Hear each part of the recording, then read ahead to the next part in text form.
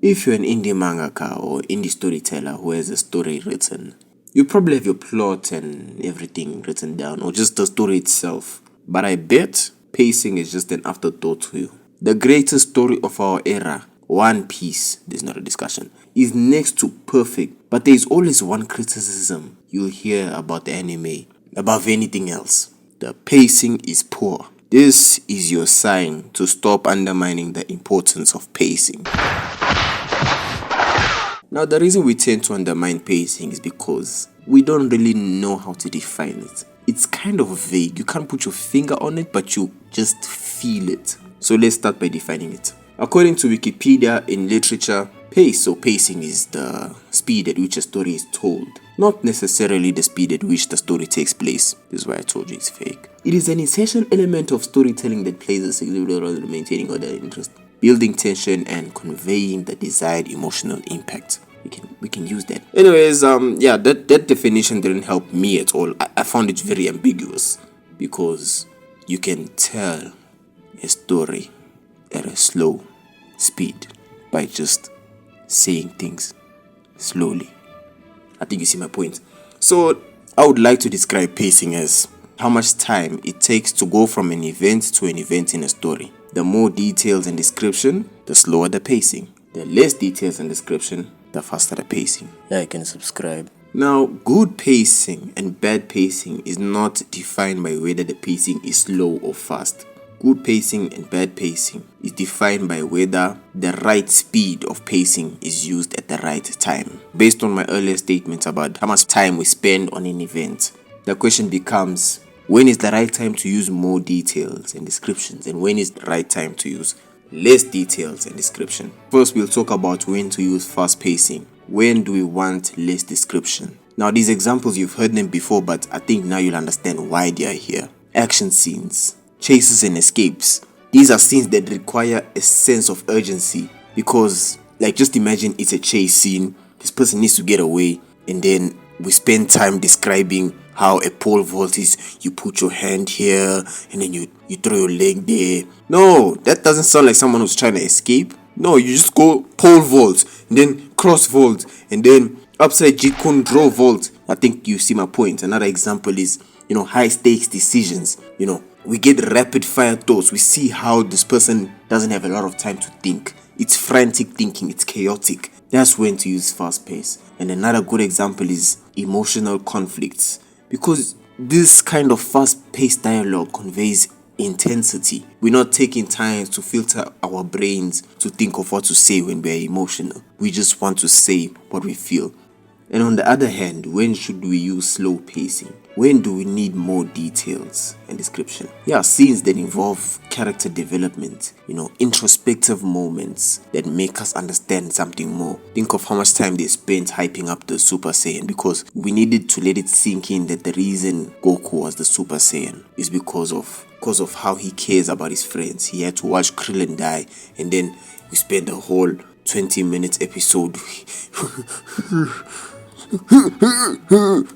in that time it's actually sinking in and we are feeling his emotions. We want to empathize with him. So from there, another example would be emotional introspection. Like I just said, we need to feel the character's feelings, especially when it's in a downtime kind of moment.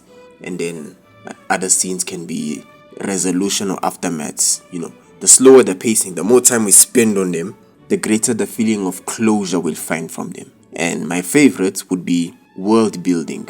Detailed descriptions establishing the setting. What else requires slower pacing than that? I mean, you want to rush that? No, I'm sure as an indie mangaka, you've spent a lot of time on world building. Otherwise, you're wasting your time. I don't like you. But if you have, you would want to make it be understood. So when characters are exploring the world, let the pacing slow down. Let the reader explore it with them as well. Now, each of those examples for both types of pacing, they kind of parallel with how we as humans process things in real life. If you're in a fight, or if somebody's chasing you, if you're chasing someone, things are happening so fast. And when you are learning something new about yourself, when you're at a therapist, or when you're reading a history book, things are so slow.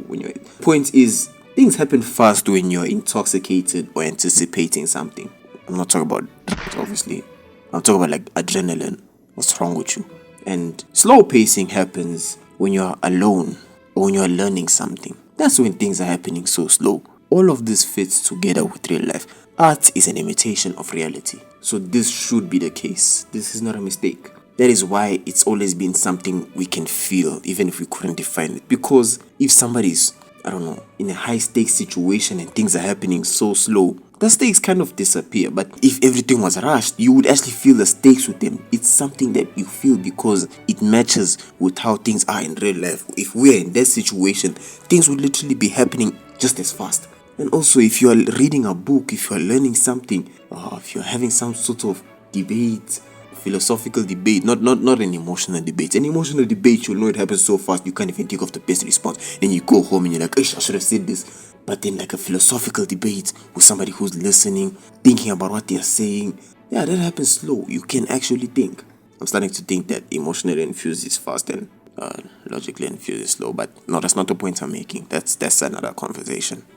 Now, when I brought you here with my killer thumbnail and my killer title, I promised you something. You can read my title again if you don't know what it is. I promised you a secret that will help you pace your story intentionally. The secret I have for you is the concept of rhythm. Now, I dabble in music, so rhythm is something I'm privy to. And I think rhythm is perfect for pacing because if you have rhythm, your pacing can never miss a beat.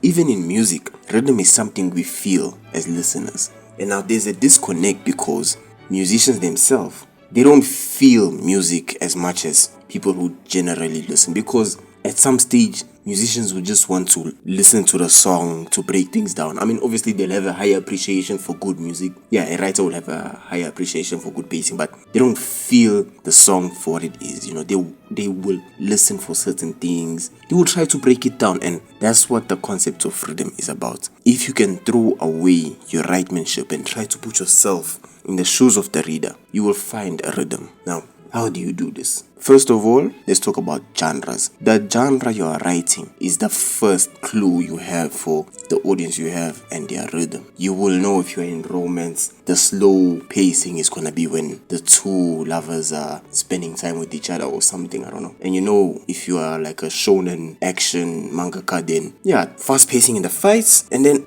this thing that I always hate this. You know, when they start explaining powers, it breaks everything. That's why I like One Piece. You know, they just boom. This guy's name, his devil fruit. Thank you. Now let's fight. No.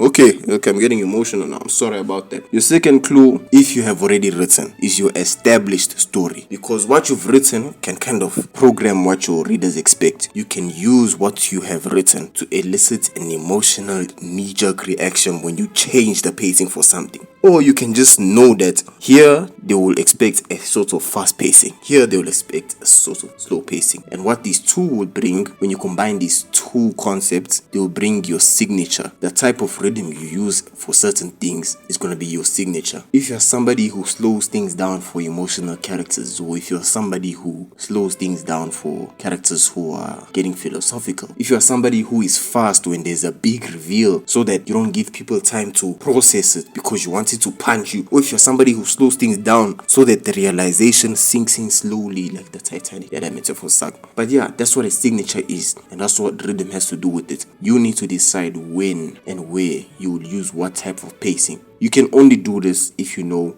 obviously, the fundamentals. You can't break rules unless you know the rules, but the concept of rhythm is basically what is expected of you from a reader. Because if you know this, as a musician, if you know what feels right, aside from just you knowing the theory, aside from you just knowing how to make a song, if you know what makes a song good, if you know what makes people dance, that works. Same thing with the story. I get it, you know the theory, but do you know why the theory works? That's what rhythm is. Do you know why? You need to connect your writer brain to your reader brain. I think that's the only thing that us indie storytellers are missing. We are writers and readers, but we haven't really connected the two together. We don't think about how a reader thinks. We don't think about missing information. You know, when we design a twist, we already know the twist is coming, so we won't know how it feels when it hits. We won't know whether to use fast pacing so it punches you or slow pacing so it sinks in.